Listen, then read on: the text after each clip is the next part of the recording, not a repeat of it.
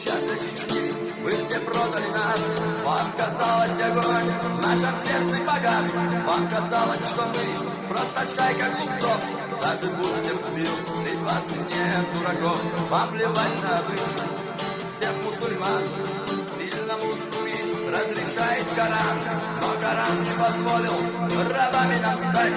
Просто все вы продались, вам на все наплевать. Но возмездие будет, ведь аяты гласят: кто с войной ведет, надо тех убивать. Ты над нами, над всеми Всевышний Аллах, пламя жаркое яда, вот расплата в грехах.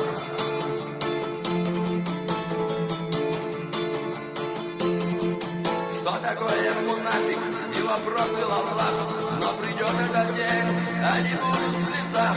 Но придет этот день, когда мы победим, и тогда мы за все, мы вам всем отомстим. Отомстим вам за то, что вы предали нас, что к нам в тылу всегда проводили врага.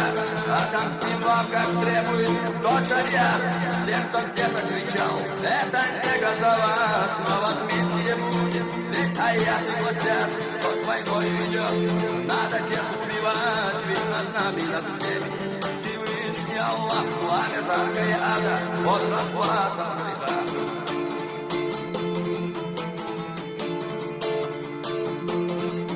Все вы молитесь Богу, у вас вид мусульман, но Всевышний все видит, ведь все это обман.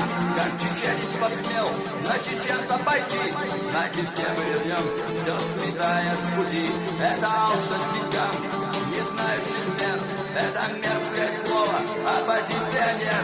Я с молитвой Аллаху хвалу воздаю, что со временем все когда-то умрут, но возмездие будет, ведь аяты гласят: кто с войной ведет, надо тех убивать. Ведь над нами, над всеми Всевышний Аллах, пламя жаркое яда, вот расплата в грехах.